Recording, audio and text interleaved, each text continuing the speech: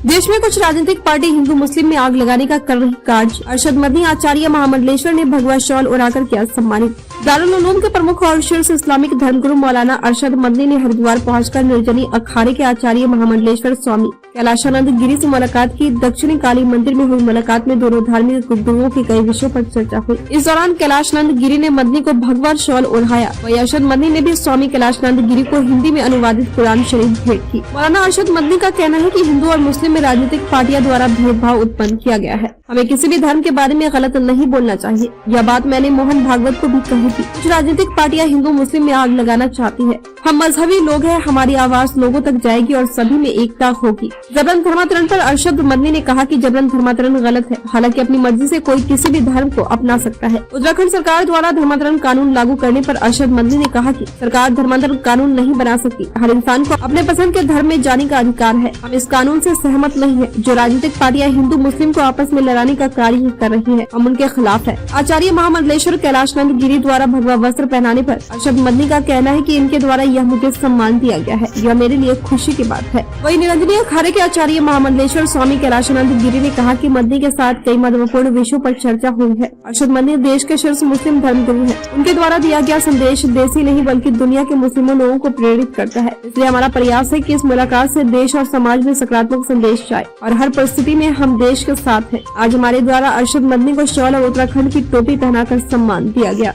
कपरस्त पार्टियों ने और हुकूमतों ने जो भेदभाव पैदा कर रखा है, मैं ये समझता हूँ कि किसी भी आदमी को जिसका अपने किसी भी मजहब से थोड़ा बहुत भी संबंध है, उसको इसकी तायीद नहीं करनी चाहिए।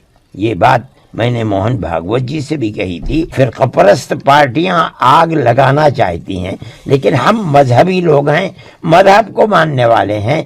अगर हमारी आवाज़ इसके खिलाफ उठेगी, प्यार और मोहब्बत की उठेगी, इंसानियत की बुनियाद पर एक दूसरे के साथ इंसानों जैसा बर्ताव करने की आवाज़ उठेगी, मैं नहीं समझता कि वो बेअसर हो जाएगी और बेकार हो जाएगी। और इससे मुल्क के अंदर अमन अमान भी होगा और मुल्क तरक्की भी करेगा। धर्म नाम है अपने दिल की गहराई से किसी मजहब के उसूल और नियमों को जानने का।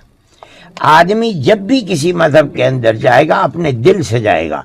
अगर कोई जोर दे करके किसी को मजहब के अंदर लाना, वो कभी मजहब बदल हो, अगर वो बदल भी ले तो उसका कोई एतबार नहीं, चाहे इस्लाम हो चाहे गैर इस्लाम हो। कि हर आदमी को अपने पसंद के मजहब को अपनाने का इख्तियार है और दस्तूर ने उसे ये इख्तियार दिया है।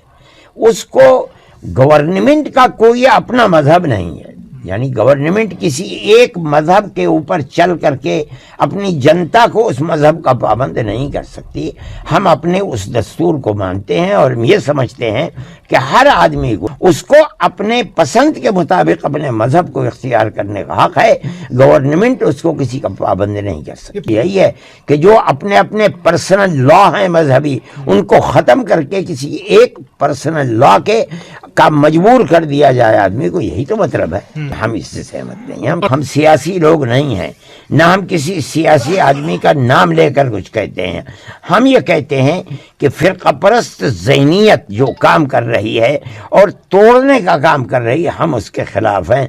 हम बिल्कुल जोर देकर कहते हैं कि हम प्यार और मोहब्बत को कायम करने वाले लोग हैं, हम आपस में भेदभाव करने वाले लोग नहीं हैं। तो आया हूँ, इन्होंने मुझे सम्मान दिया है, वो मेरे ऊपर इसको पहना रहे हैं, मेरे लिए बड़ी खुशी की बात है।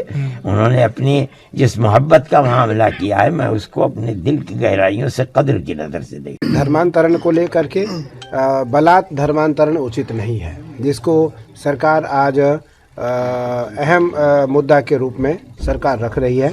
और बलात् धर्मांतरण का विरोध किया अरशद मदनी जी ने। उन्होंने civil code, common civil code के बारे में ज़रूर कहा कि कॉमन सिविल कोड, मुझे लगता है कि आज देश और परिस्थिति, क्योंकि अरशद मदनी जी हमारे देश ही नहीं दुनिया के जो इमाम, इस्लाम धर्म के इमाम हैं, उन इमामों में सबसे बड़े इमाम के रूप में अरशद मदनी जी को जाना जाता है। और इनका भेंट कुछ वर्ष पूर्व सरसंघ चालक जी से हुआ, उनके साथ भी उनकी यही वार्ता हुई और उसके पश्चात आज मेरे साथ इनकी वार्ता हुई। निसंदेह हम दोनों का आपस में एक वार्ता और सशक्त वार्ता करके हम दोनों राष्ट्र के हित में, दोनों राष्ट्र के समाज के हित में और राष्ट्र के हित में जरूर वार्ता करके देश और समाज को संदेश देना चाहेंगे। हम हर परिस्थिति में राष्ट्र के साथ हैं, हर परिस्थिति में राष्ट्र के हित में है और हम एक हैं, हम एक हैं। आज यह बड़ी बात इमाम साहब के द्वारा पूरे देश को और दुनिया को जाएगी।